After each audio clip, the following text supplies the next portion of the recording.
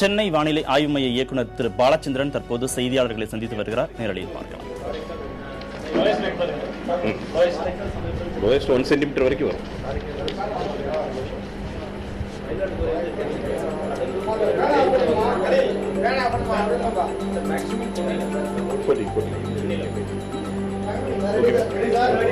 நேற்று தென்மேற்கு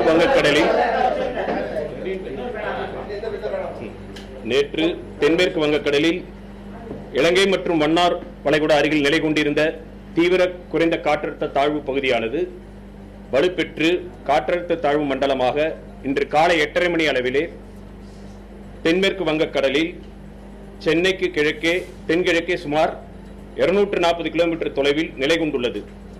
இது அடுத்து வரும் 48 மணி நேரத்தில் மேலும் வலுப்பெற்று வடமேற்கு மற்றும் வடக்கு திசையில் நகர்ந்து வட தமிழக கடற்கரை மற்றும் தெற்கு ஆந்திர கடற்கரை ஓரமாக செல்லக்கூடும் என்று எதிர்பார்க்கப்படுகிறது. அடுத்த வரும் 24 மணி நேரத்தில் தமிழகத்தில் பெரும்பாலான இடங்களில் மழை பெய்யும்.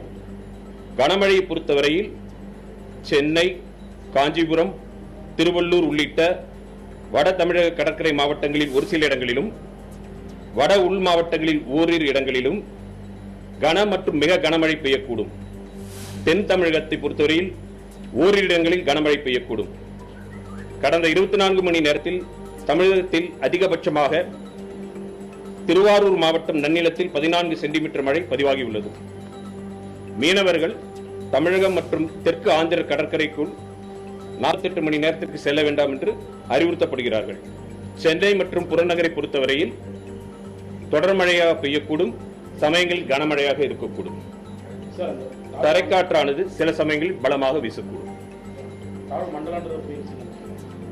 புயல் சின்னம் நீங்க புயல் சின்னம் ஒரு வார்த்தை, புயல் சின்னம் கிடையாது. காற்றழுத்த தாழ்வு பகுதி, காற்றழுத்த தாழ்வு மண்டலம், ஆழ்ந்த காற்றழுத்த தாழ்வு மண்டலம், அதுக்கப்புறம் புயல். இப்ப இருக்கக்கூடியது ஆமா. இப்ப அடுத்து 2 தினங்கள் இப்போதைக்கு பார்க்கலாம்.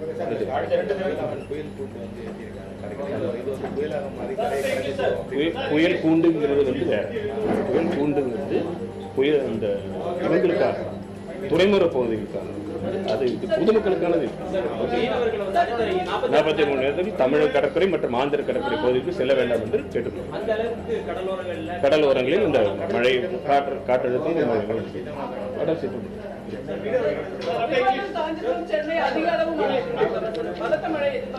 கனமழை மற்றும் மிக கனமழை வட தமிழக கடற்கரை மாவட்டங்களில் ஒரு சில இடங்களில் உள்ளிட்ட